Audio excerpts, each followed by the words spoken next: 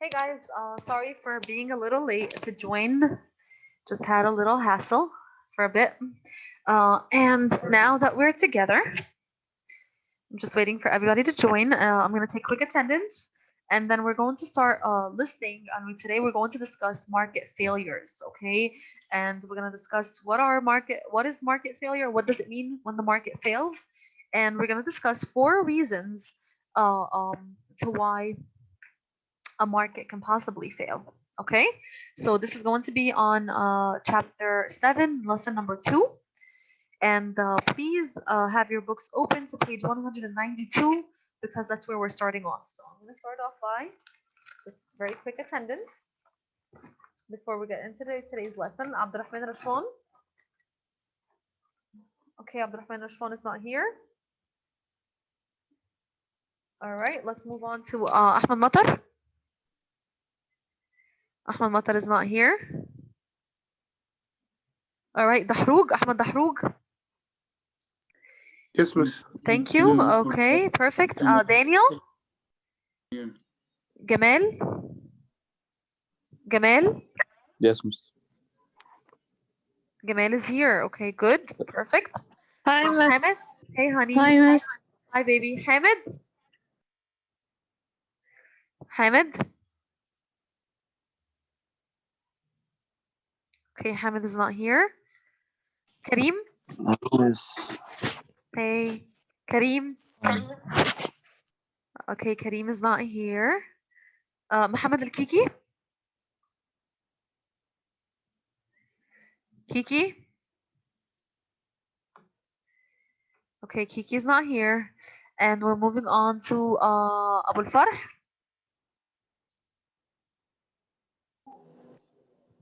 Good morning. Did you call my name when I was joining? I didn't Yes, see you. Ahmed Matar, I removed you. And Me too, also miss. Rashwan. Okay, perfect. Yes. Okay. How are you, miss? Are you fine? Yes, baby, I'm fine. Kiki, are you here?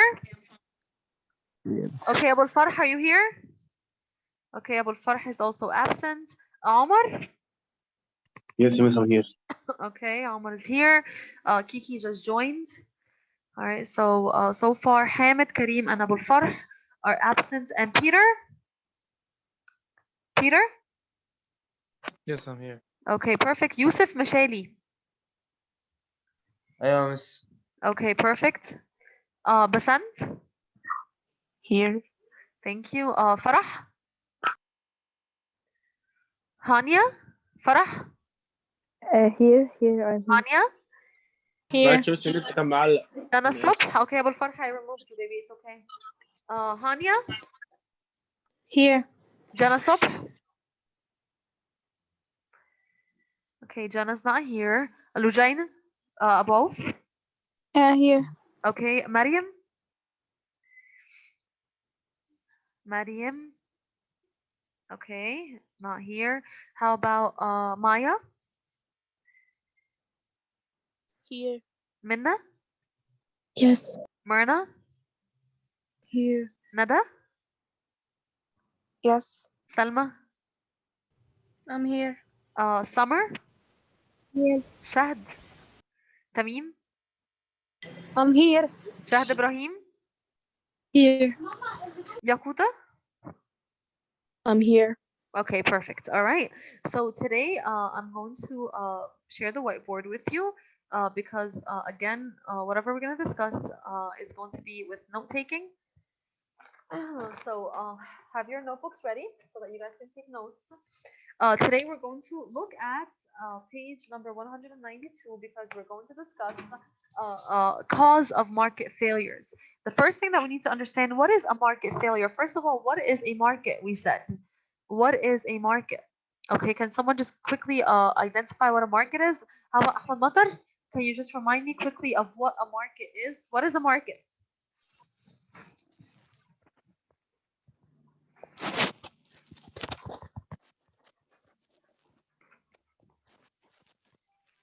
Can you repeat? The internet was dead.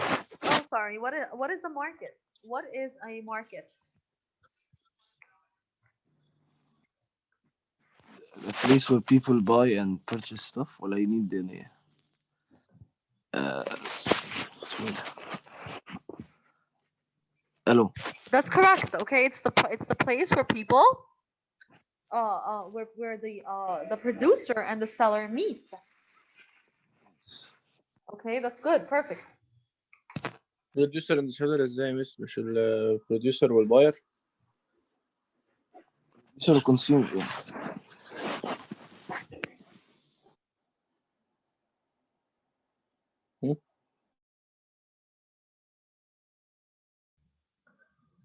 Okay, Mariam, you just joined. I'm going to remove you from the absence list. Mariam, you're here, right? Mariam? Yes. Okay. Yes, Okay, that's fine. Thank you. All right, so if you look here on page 192, it says market failure occurs whenever a flaw in the market system prevents an efficient allocation of resources. Okay? As you will learn, 5 main causes of market failures, situations causing too much or too little production exist. Okay? So here, when we discuss market failure, okay, we're discussing a situation where resources are allocated inefficiently. All right, so we are placing the resources in the wrong direction. All right, remember, resources are our factors of production. Okay, so when the factors of production or our resources are not allocated efficiently, then market failure exists, and market failure exists in situation that causes too much or too little production. Remember, when it's too much production, we have a surplus, and we said surpluses are not good. And we have too little production, we have a situation of again, of you're not able to satisfy people's needs. All right. So again, here we have market failure. So this is what market failure means. So in your notes, we're going to put that market failure exists when resources are allocated inefficiently. Okay, when resources are allocated inefficiently,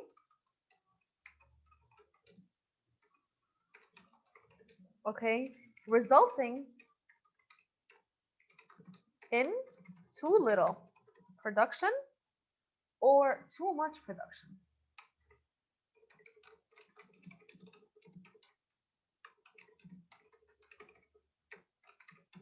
All right, so now we're going to discuss the reasons of market failure. Okay, the first reason for market failure, the book lists 5. The first one is there's not enough competition. Over time, mergers and combinations of companies result in larger and fewer firms dominating an industry. What is merging? Can someone tell me what is merging in business when there's a merge that takes place? What does that mean? What does a merge mean? Nada, please. The firms collaborate with each other. They Not only do they collaborate, but what happens is that one firm ends up taking over the other, and they become what, Anna? That they become one. They become one. yes. Exactly. So when this happens, in which direction are we heading towards? Do we have many sellers, or we're becoming a few sellers? Fewer. Fewer, exactly. Okay, so the first reason or the first scenario that could lead to market failure is number 1, when there's not enough competition. Okay, when there's not enough competition. All right, and not enough competition, how can it arise? All right, what can cause not enough competition? The idea of merging. Okay, the idea of businesses merging and combining companies into one, it results in fewer firms. Okay, fewer businesses dominating the industry. If McDonald's buys BK and Hardee's and so on, then we end up having just one big huge BK or Burger King, right? We're not gonna have the many small other businesses that could also be a part of the competition. So we're eliminating competition. Okay. So again, not enough competition. The idea of merging and businesses combined, it results in what? It causes fewer firms to be available. All right, this is one of the reason why, how can not enough competition exist? The decrease in competition tends to reduce the efficient use of scarce resources. For example, why would a firm with few or no competitors have the incentive to use its resources carefully? Inadequate competition, the first of 5 causes of market failures, may also enable a business to influence politicians in order to get special treatment that enriches its managers and owners. All right, so again, here, if I am the only business, or if I'm a big business, the only, I'm controlling the market, then I do not have an incentive to use my resources wisely. Why? Because I don't have enough competition. There's no one competing with me. All right, so I don't have the incentive or motive that would push me or motivate me to use my resources carefully. All right, so here, not enough competition can cause inefficient use of resources because, again, the bigger and stronger the firm feels, the less motivated they become in using their resources wisely because, again, they feel that they're not threatened or they're not competing with someone that could take up their resources. They feel like it's all theirs, so they could use it however way they want. Okay, so again, in this case, when a firm dominates the industry and doesn't face competitors, what happens? What is the effect of this? They start what? They lose the motivation or in the incentive to use resources wisely. Okay, or we're gonna say carefully. All right, they're not using the resources carefully, again, because why would they? Okay, there's no competition. All right, so they could use it. Another reason that they mention here, that the bigger the companies they get, or the more dominant and more controlling they get, they start to feel that they should be privileged. Okay, and they start to get a special treatment by politicians and officials, okay, that could guarantee or enrich its managers and owners. And this is not a good thing because, again, this is, corruption. This is an idea of corruption. Okay, so again, here, when a business becomes too powerful, all right, here, the business can possibly influence politicians or influential people in the government to get a special treatment. And if that's the case, then we see that here this is a form of corruption. Okay, so a form of corruption, we're gonna here talk about that corruption can exist. Okay, from this issue. Okay, why? Because the business owners and managers, okay, they can possibly want special treatment. Okay.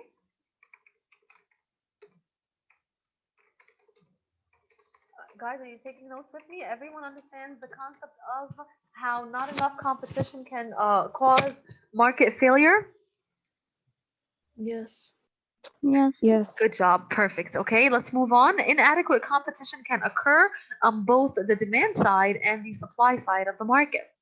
If you look at the demand side, there is little or no competition if the government is the only buyer for space shuttles, hydroelectric dams, or supercomputers, M1 tanks, or high technology fighter jets.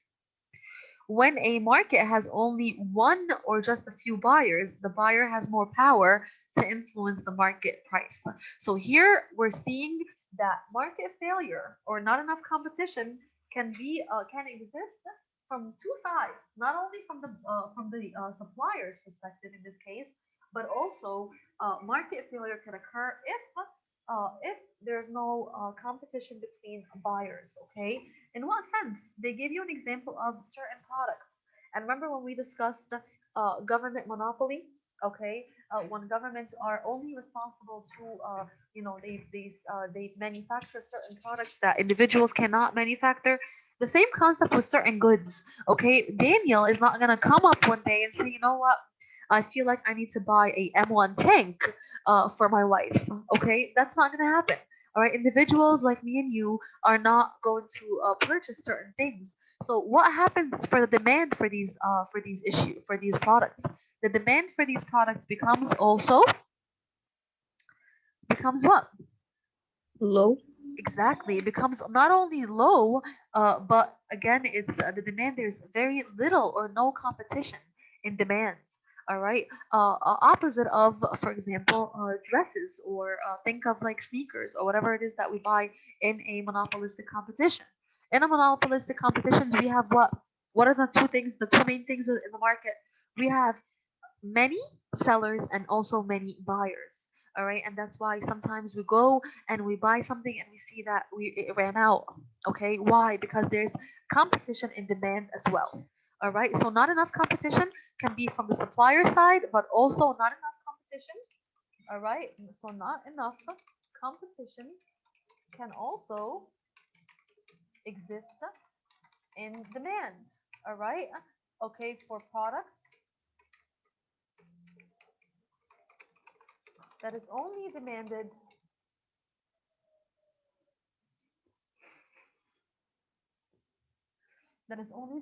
for example, by the government.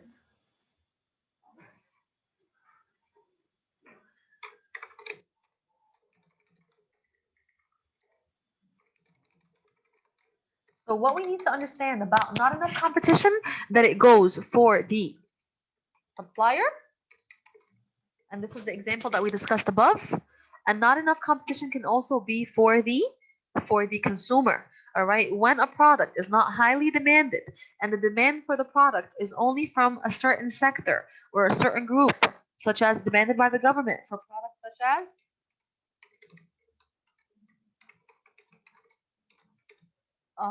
here they give you the example of a M1 tanks, or another example be high technology fighter jets. Okay, all these are this is an example again of not enough competition, and here this is a issue because again, why is this a problem? Because again, the government in this case have control and power to influence the market price. Okay, because it gives the buyer in this scenario, which is the government. Okay, because the government is the one interested in these things. Okay, power to influence the market price. And this is a topic that we discussed before, but in a different way. Okay, so again, not enough competition from the supplier's perspective. How can not enough competition rise in a supplier point of view? Through merging. And merging is when businesses combine together. As a result, when a business takes over another business, then what happens? That we result in fewer firms. The fewer the firms, that means that here that a firm becomes dominant, gives it more control to take over the industry. Okay, and again, when when a company or a firm feels dominant and in control, how does that affect them?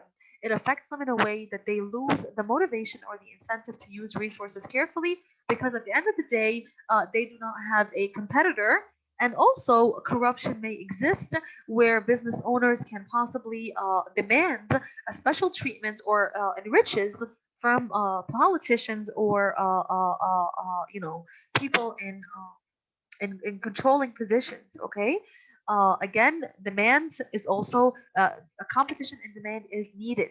Okay, because when we have when the product has many consumers that are asking for it, then it equalizes or balances out the price that the government or the specific buyer that's going to only want the demand for these products cannot influence or control the market price.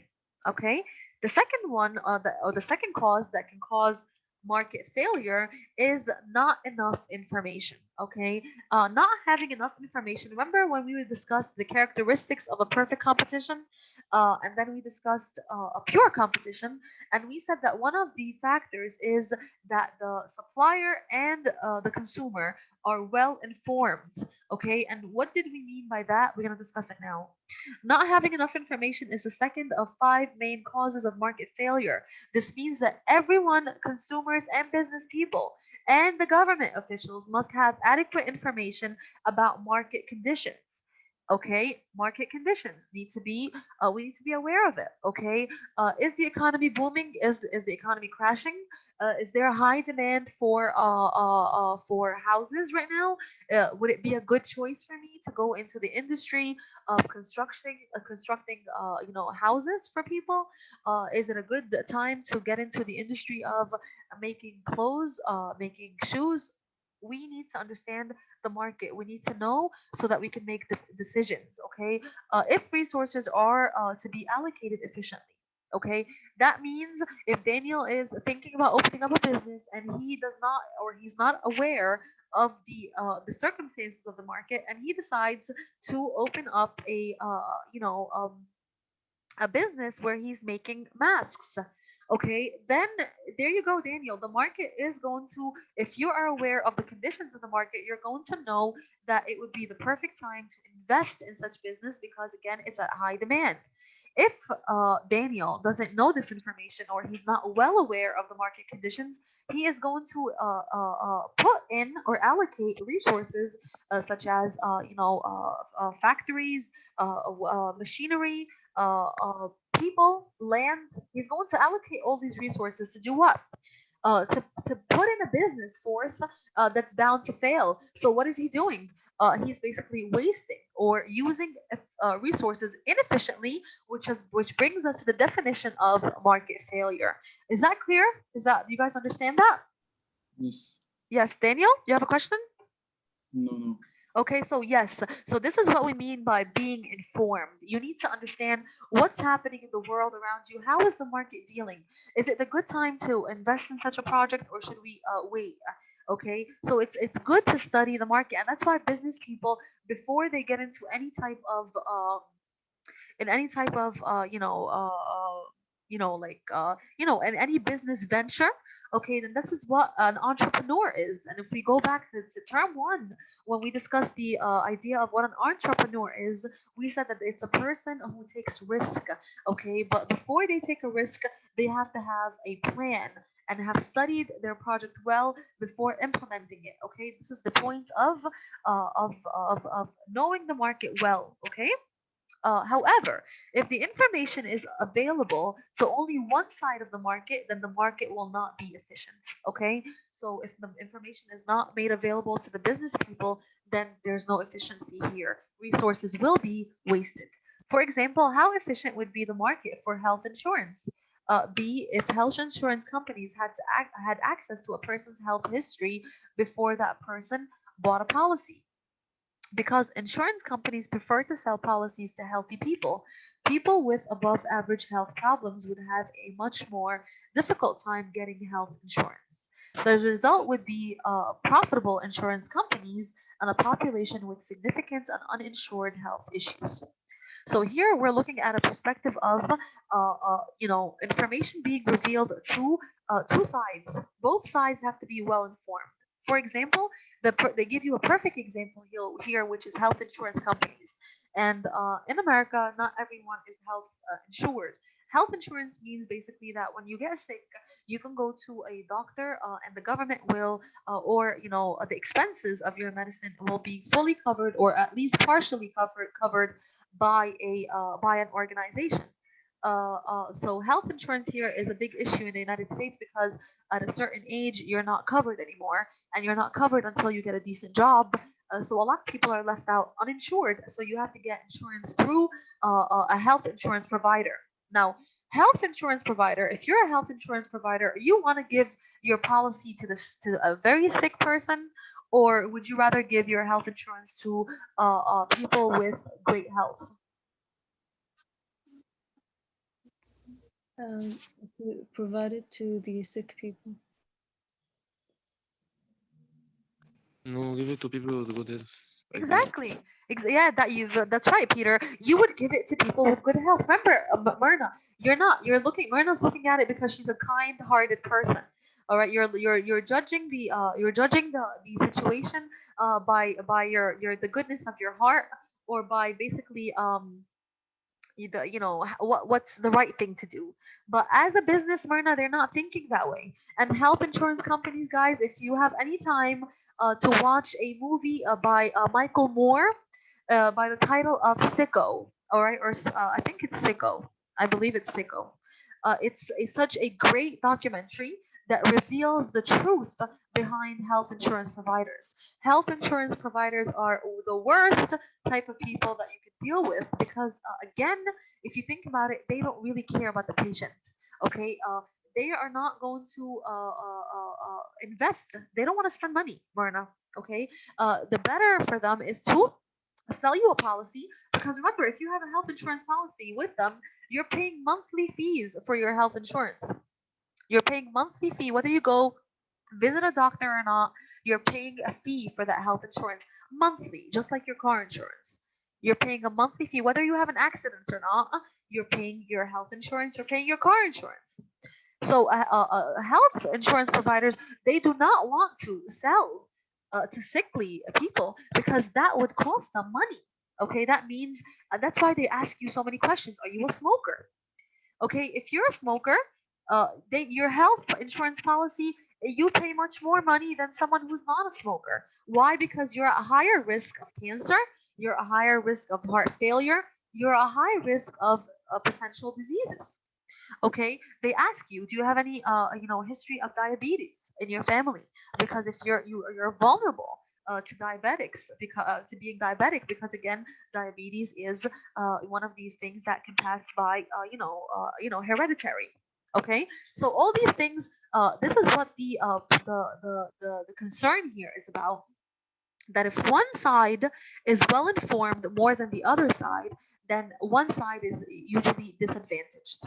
Okay, so here, if health insurance providers can go into your records and dig deep, this is what they're saying. How efficient would be the market for health insurance if insurance companies had access to a person's health history before that person bought a policy? Okay, again, they could reject you, or they could up the price and so on. So here, because insurance companies prefer to sell to healthy people, all right, people with above average health would have a much more difficult time getting health insurance, or they would be charged more. Okay, the result would be a profitable health insurance companies and a population with uninsured health issues, or okay, with people. So again, this goes to the idea of that both sides of a transaction, or the both sides of the market, have to be informed. Okay, so again here, consumers. Yes. Can you re-explain the definition of market failure, because I really don't get it? Okay, Peter. The definition for market failure says that the resources are allocated inefficiently. When your resources, whether they are information, whether they are factors of production, they're placed inefficiently, or you're allocating them, or you're putting them in the wrong direction. That means you're either producing too much, or you're producing too little, and that results in market failure. Okay. Too much that wouldn't get sold. Yes, remember we was too much production, that you're not you're producing too much. Yeah, that it's not you're not you remember the idea of surplus, when we said Yes. yes, exactly, that's what too much means. And you're producing too little, that means you still have people in need. Okay, the demand is high, but you're not producing efficiently. Okay, And so okay. so And this is how the is it related definition. to not enough competition? How is that related to? And not enough competition for the supplier.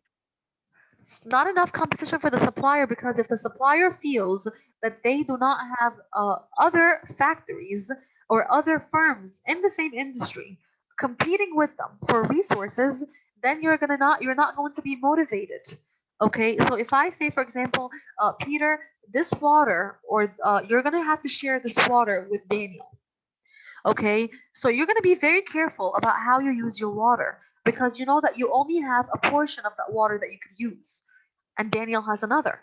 But if I said, Peter, this whole bucket of water is for you and you only, you're gonna take a shower with that water. You might splash in that water. You can do whatever you want because, and you might even throw some water away because you don't need it. Okay, because again, you feel that something is entirely for you. So you're not motivated, or you don't have the incentive to carefully use it. This is what the same concept of competition. When the competition is very limited, because if you're merging, if companies keep merging, you're gonna have one dominant business, and the fewer the markets, the more in control you become, and the more in control you become as a firm, you start automatically to start to feel that you're not that motivated to secure your resources or to use them carefully because at the end of the day, the resources are available for you and only you. You understand that, Peter? Yes. You get the concept, the analogy that I was trying to make between the water and Peter and you and the sharing? Yeah, yeah, yeah. Oh, that's You what I mean wanted. not enough information. This is because of the health insurance, and if they didn't know Not enough the insurance means that basically, in order for you to have an efficient market, that means both sides of a transaction. Okay, you have a transaction occurs between, or the market is divided equally between a producer and seller, producer and consumer. Okay, so if the producer is knowledgeable, in this case, health insurance or the health insurance provider knows all your health history before you purchase the policy, that they could just easily either reject you because they don't want to really invest too much money in you because you have problematic health issues, all right, or they could just really up the price for your health insurance policy. Who's at a loss here? At a loss here would be you as a person trying to get health insurance. So what yes. the this is inefficient. This is market failure as well because again, why? Because again, here you will have demand that is not supplied. Okay, you have a bunch of people that are uninsured. Is that market efficiency? No, it's not. Because market Mm, efficiency says what? That both sides of a transaction must be relaxed. Okay, demands of people are met. At the same time, suppliers are also supplying efficiently and adequately at an adequate number. So back to too much information. All right. So again, both sides of a transaction must be well informed. Both of them have to have knowledge before getting into a transaction. Okay, is that clear? yes. Okay, okay, good. All right, so consumers and business people. So this is what we're gonna put here for the notes. Consumers and business people must be well informed. And here I need you to put the example of health insurance or health insurance providers.